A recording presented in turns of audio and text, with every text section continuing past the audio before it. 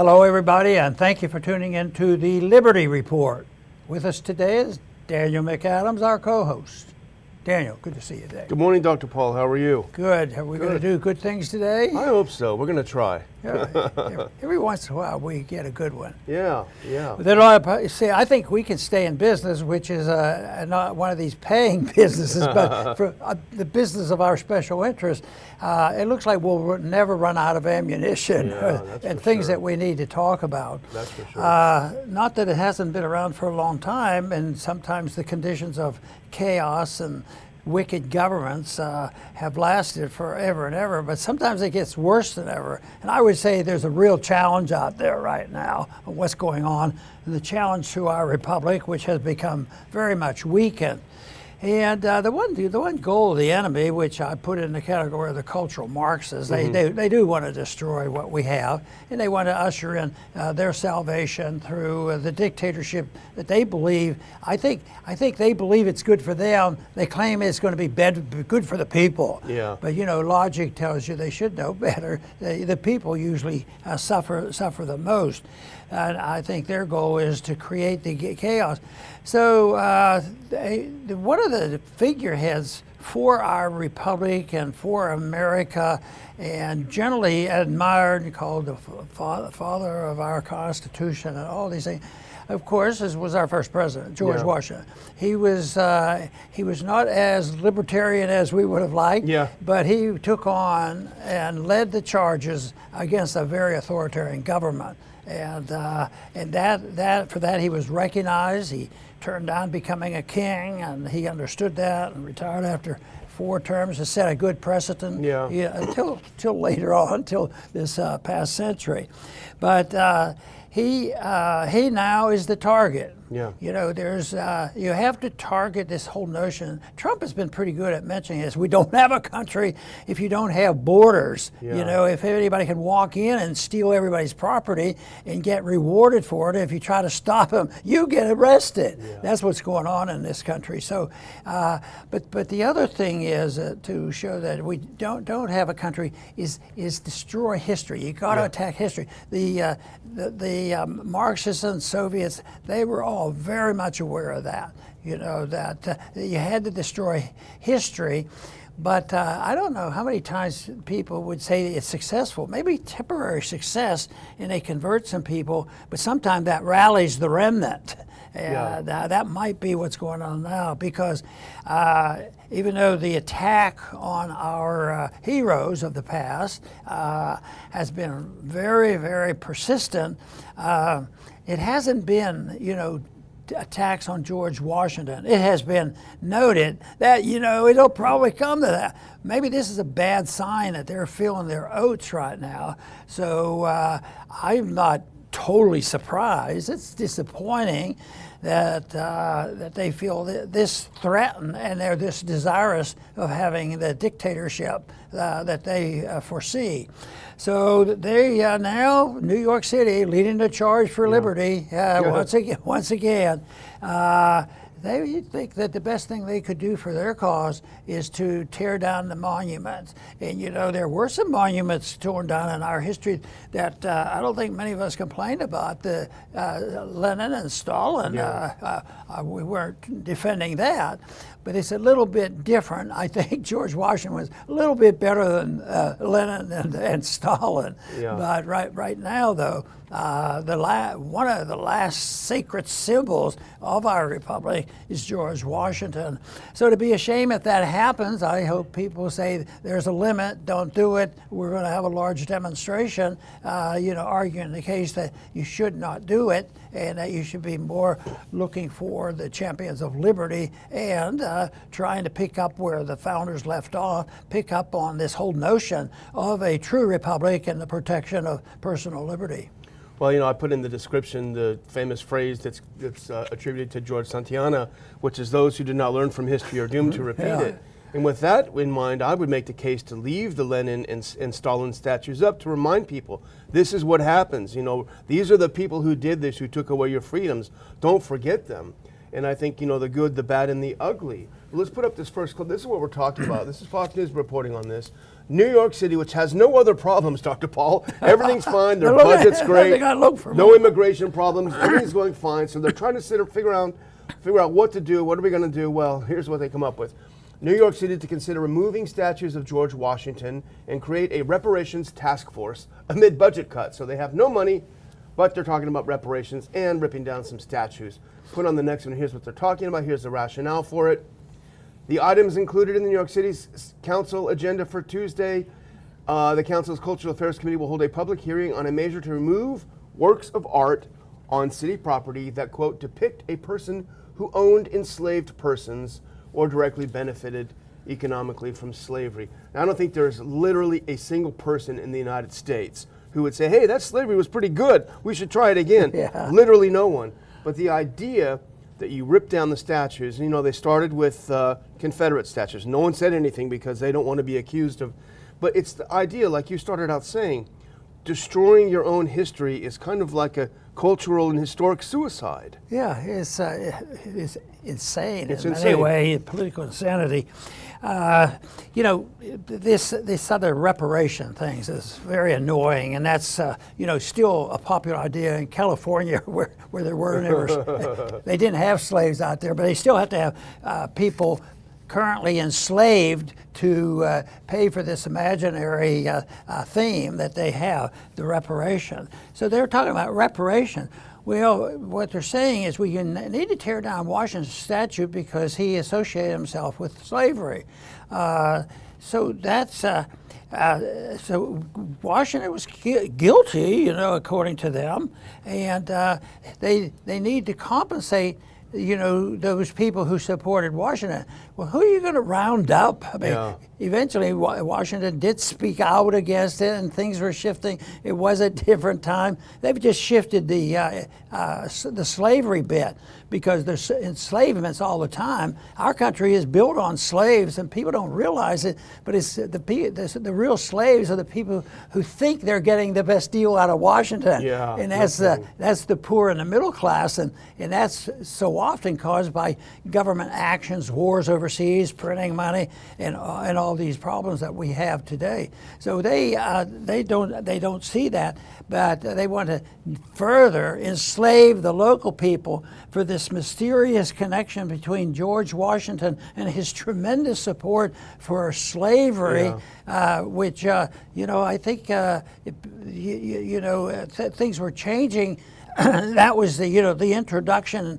The Republic, the American Republic, was the introduction to foreseeing, what the system could bring about if people emphasize personal liberty over dictatorship.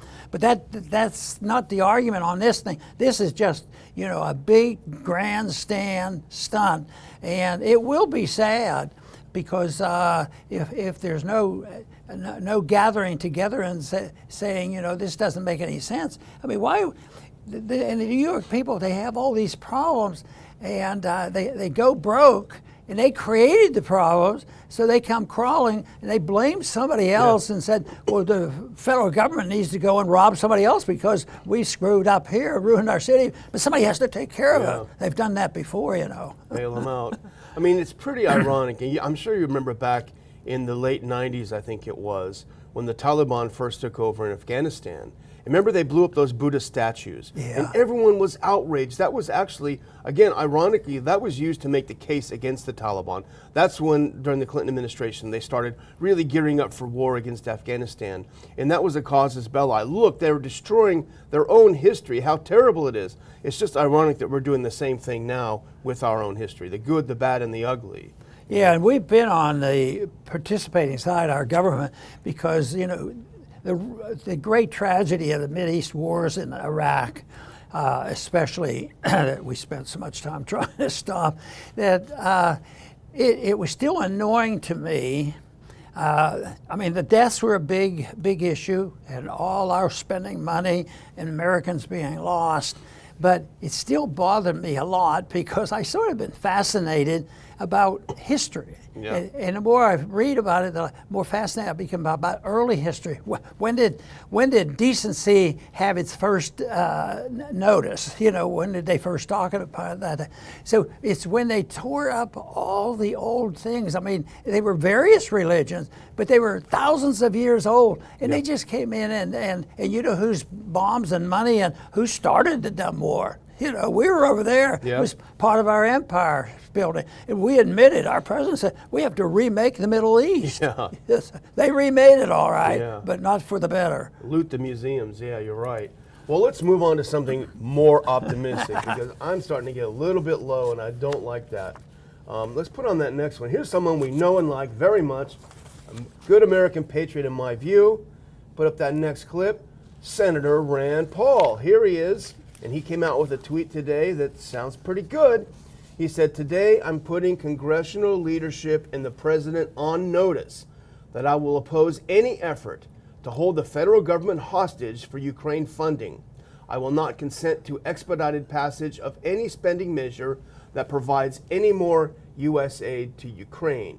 And you know, us coming from the House side, we'd say, well, what are you going to do about that? But as you know, it's a little different in the Senate. Yeah, and the important word here that he used, he didn't say, I'm going to stop it forever. Yeah. Expediting it, Yeah, because they can move things very quickly. They can do it within hours. You know, after 9/11, they were doing things very, very quickly because there was an emergency. They want to expedite it, but he could stop that, and it might take several days, but it gets the attention that it needs. Why would anybody do this, you know, to stop the legislation? And that's one place where, you know, you emphasize, you know, you de-emphasize the issue of absolute majoritarianism and democracy. You have to get a majority vote to do this, of the people and all this. And that, I think the results that we're seeing in our cities and all the problems we have is a result of a misconception of what democracy is all about. Because all you have to do is control 51% and you can do anything you want to the minorities. Yeah. It never seems to dawn on them that if you make the majority sacred, then there is no protection for the minority. The minority is supposed to be protected by the rule of law, which we've sort of lost a bit of our rule of law and respect for the Constitution. We know that because that's the last argument that they want to use, want to see used on the House floor. Yeah, and I mean, this is a very important tool. As you say, it won't prevent it forever. But you know, we've talked a lot about the action in the House and that there's opposition building in the House. The American people certainly are putting pressure on their members of Congress, especially their House members, against this. But this is kind of like the other shoe to drop in the Senate for Senator Paul to say this, because the other side, the neocon side who wants to fund this, they are relying on having the sense of urgency. Don't stop, don't think, just pass the money. We have to do it immediately. So I think Senator Paul pushing the pause button for as long as he can is going to allow people to catch their breath, you know, stop having the fevers and passing out and, you know, just thinking about, is this a smart idea? Who are we funding? Considering how much we've already given, will there be any difference made if we give more? Are we just flushing this money down the toilet? So sometimes a pause, and one senator having that power to cause a pause is very good. And I've noticed that Senator J.D. Vance is also moving up on that issue, like he's picking up that issue as well. So it's a very, very good and important effort on the part of Senator Paul. You know, The Hill had an article on this that we had looked at, and I want to read a sentence or two from that. In this article, it says, the impasse in the House is holding up action in the Senate, giving Paul leverage to threaten Ukraine funding, you know, with just what we've been talking about. Then it goes on to say, President Biden has requested $24 billion. We've heard about that. Yeah. This is the catch, because it's well-meaning.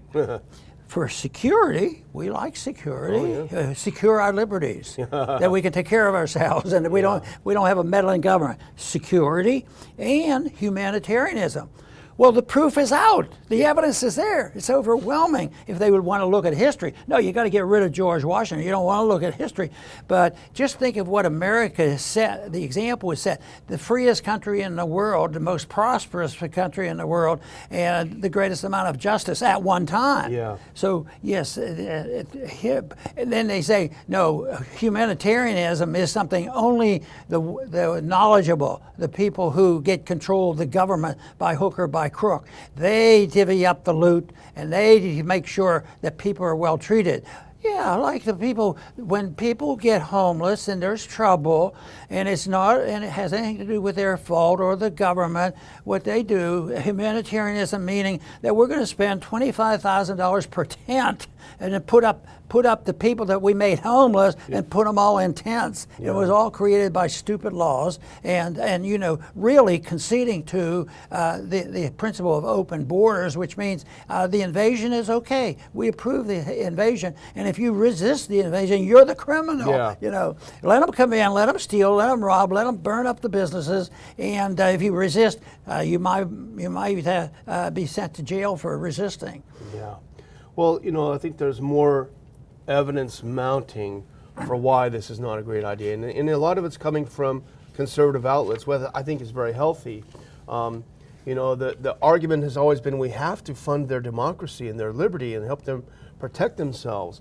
But more and more that's coming out, and in fact, I just saw a couple of days ago, another opposition party leader was arrested in Ukraine. So that's how you win an election. I mean, I guess Biden is learning from Zelensky. Just arrest the opposition and then you have a good chance at the election.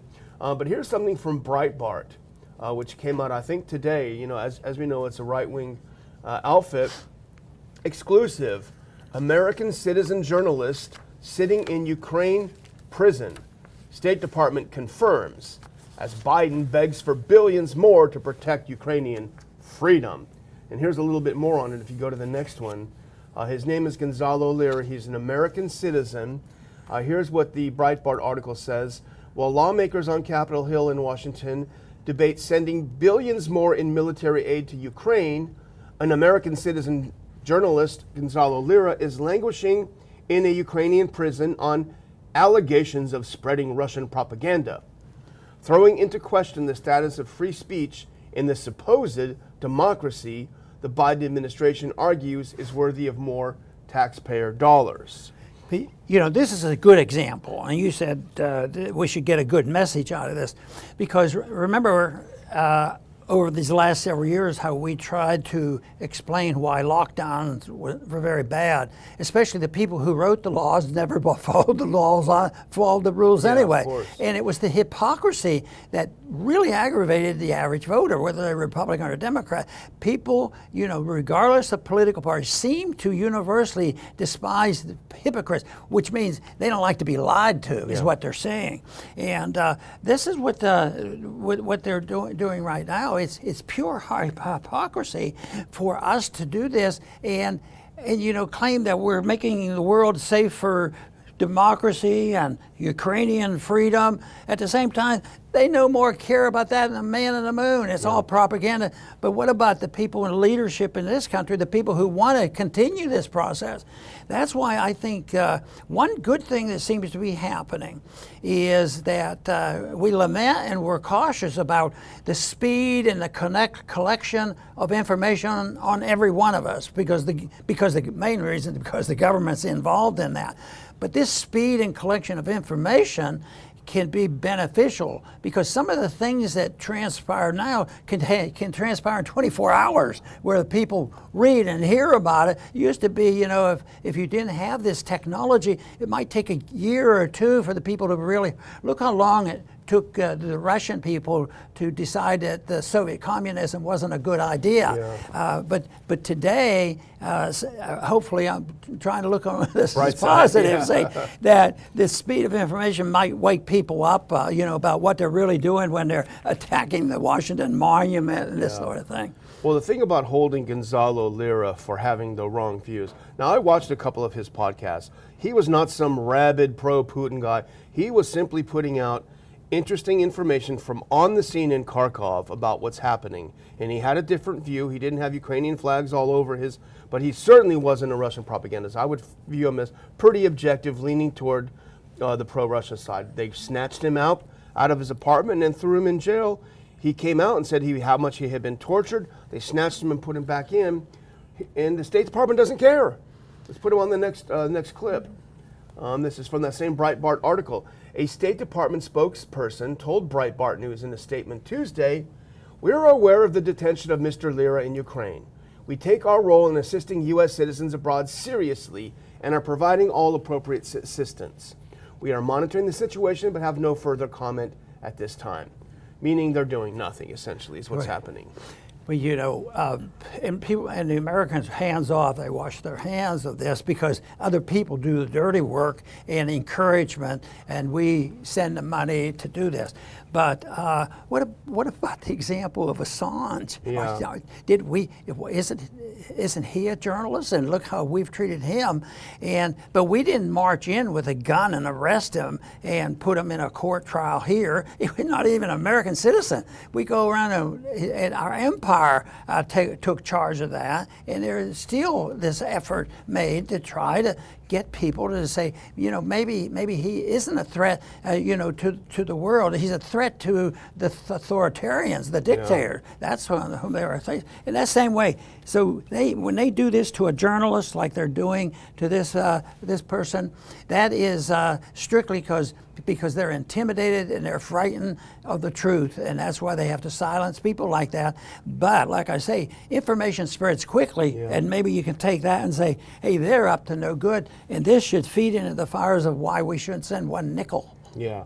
Well, here's something that is a real twist on this. So there's a man that dresses as a woman who is the official spokesperson of the Ukraine military. Apparently, this person is a sergeant in the Ukrainian military. And this person put out a video clip, we're going to watch it in a second, implying very strongly that Gonzalo Lira would be killed. But also, this person, Cirilio his name is, said, "We will hunt you down, everyone else like him." This is a threat. Let's play this, 35 seconds of this clip. This seems like it's fake. Believe it or not, it's not fake. Russia hates the truth that their obsessive focus on a Ukrainian volunteer is simply allowing the light of the Ukrainian nation's honesty to shine brightly. Next week, the teeth of the Russian devils will gnash ever harder, and their rabid mouths will foam in uncontrollable frenzy as the world will see a favorite Kremlin propagandist pay for their crimes. And this puppet of Putin is only the first. Russia's war criminal propagandists will all be hunted down, and justice will be served as we in Ukraine are led on this mission by faith in God. You know, so you know what my first thought is this is Ukraine, but Ukraine doesn't really exist. Yeah. Do you think it's strange to say this is an American mouthpiece? Yeah. You know, the people who want to, take the side of NATO and America, Ukraine. You know, in a way, that's an exaggeration, but Ukraine really doesn't exist. Yeah, it seems like it. Yeah. They have an American spokesperson and saying, we're going to hunt you down. We're going to take care of Gonzalo Lira. Don't you worry. We're going to kill him. We're going to hunt down the rest of you as well. And she said it with. Yeah. Oh, boy, she was angry. I wouldn't go with she. I'd go with he probably on this one, but you're the expert, not me.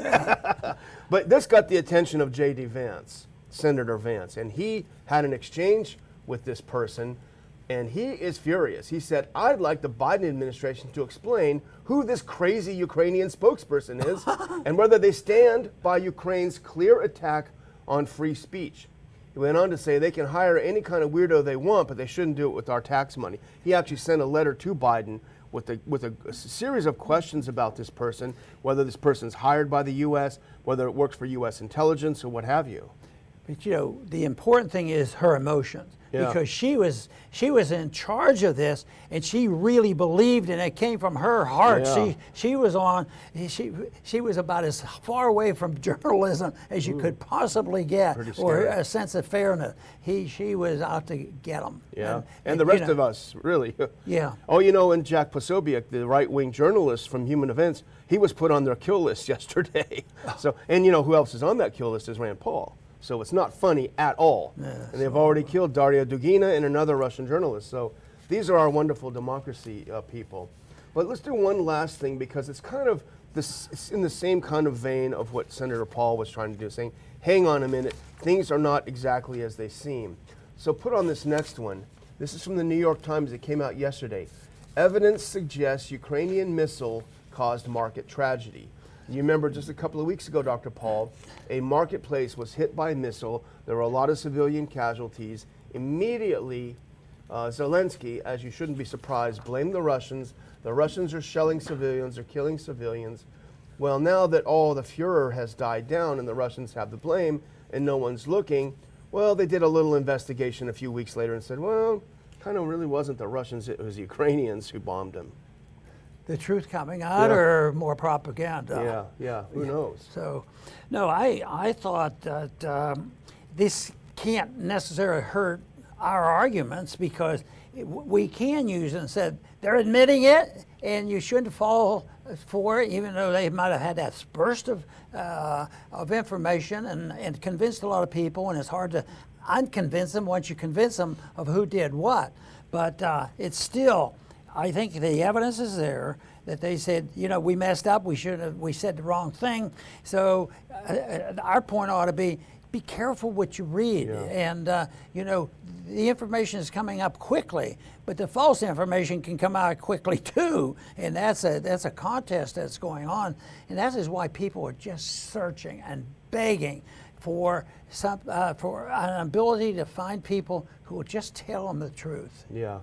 Well, massacres are very convenient for propagandists because they motivate people's emotions and cause them to do things. Do something about this. And we remember back when we were talking about Syria, and there was, Assad gassed his own people in Ghouta. We got to do something. Of course, Trump, did lob some missiles over there, but turns out later it wasn't Assad at all. It was our moderate rebels.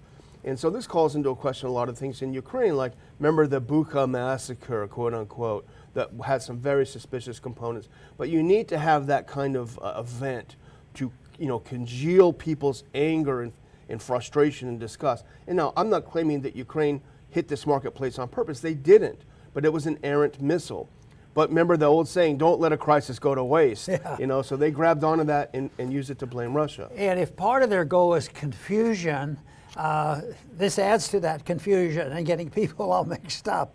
But that's one thing that our argument for a non-interventionist foreign policy really is pretty neat. Yeah. We don't get involved in these kind of discussions. We might be more interested in invasions, where the border means nothing, and people come in and illegally use our stuff and become a tax burden. This is an invasion, and I keep thinking, for years and years, decades. I can remember all the way back to World War II. We had to worry about it, the invasion. I remember the air raid warnings that we had to go through when the lights went off during World War II. Always they could be coming.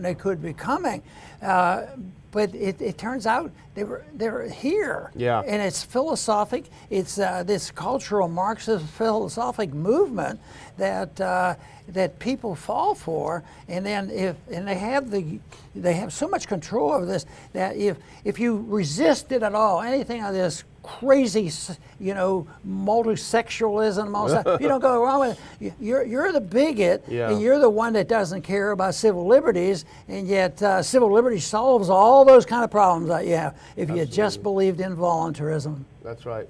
So simple, as you always say. Well, I'm going to close out if you're ready. Why don't we go ahead, all of us skip ahead to that last photograph that we have to put up. Because I do want to say, Dr. Paul, we had an unbelievable response. If we can get that last, there we go. We had an unbelievable response. Yesterday we launched our fundraiser. We don't do it very often, but we got to keep the lights on here. We don't try not to pester people, and we want to give them back something for their donations to the Ron Paul Institute, which puts on the Ron Paul Liberty Report. Here you are checking out a draft copy of your book, a proof copy of your book a few weeks ago. Well, we announced yesterday that this book will be a premium, a thank you, you might say, to people who will donate to the Ron Paul Institute, a tax-deductible donation. I was looking in this morning, I couldn't believe how many, and I'm starting to worry about our supplies. So we will offer this book For a donation of $50, a soft cover. For a donation of $100, a signed by Dr. Paul, not by me, signed by Dr. Paul soft cover, and a forever book, a hardcover book signed by Dr. Paul for a tax-deductible, to the extent of the law, donation to the Ron Paul Institute. I will put some info in the description on how you can make your donation, get your book just in time for Christmas. I will say, please be patient. We aren't Amazon. We don't have 24-hour delivery service. We're doing our best to pack these in, so please be patient. It's going to take a few days to fulfill these orders. Very Back good. to you. And once again, I would like to express my deep appreciation for all our viewers, because we do this program and put out these efforts for several reasons. I do it because I don't know what I'd do if I didn't do it, because I've been doing this in one way or another a long time ago. And when I was doing it before I was ever even a candidate, way back in the 50s and the 60s and early 70s, that I did it because of an intense interest. And as time went on, because I started with the idea that who cares? I'm an OB doctor. I deliver babies, and this is sort of my hobby, is trying to understand the world. But I became fascinated in it, and therefore my activities, it's done for a selfish reason, because I enjoy doing it, so that's a benefit, and also in hopes that it will improve the conditions of the world. And that remains to be seen, because the world's in a mess. And I argue the case that nothing happens to start improving things and getting rid of the nonsense. It can't happen until we deal with the debt. People say, oh, don't dwell on the debt. You know, we've had that said. Well, I remember that even back when Goldwater made his name by talking about the deficit way back in the 50s. Well, I'll tell you what, the debt is a big deal. It's bigger than ever. It's still growing. Liquidation of debt and malinvestment, and the liquidation of all this overregulation, it's a big adjustment. But not if you do the right thing. The right thing is, I've already mentioned it, one of my favorite words, and that is, let's quit having thousands of bureaucrats and an army that defends an empire, real busy saying we're going to solve all these problems. No, I think a few things like voluntarism is a good idea. Don't have any associations unless both sides volunteer on it. And sound money is sound money. The most important measuring rod is the unit of account. And up until 1971, we had a definition of it. Now we don't. So there's several, and it's not complicated. I'm convinced, and I had evidence of this, we could get young teenagers during the presidential campaign come in or get hold of me and be very understanding of what's going on, because it isn't complicated. And the goal, of course, is wonderful. It's allow you to have your own life, and wars are less, and there's much more prosperity. So the arguments are there, and therefore, when we have success, we're helpful. We're very hopeful, and we're very we benefit tremendous from that. So that is the reason I always finish the program with, thank you very much for tuning into the Liberty Report, and please come back soon.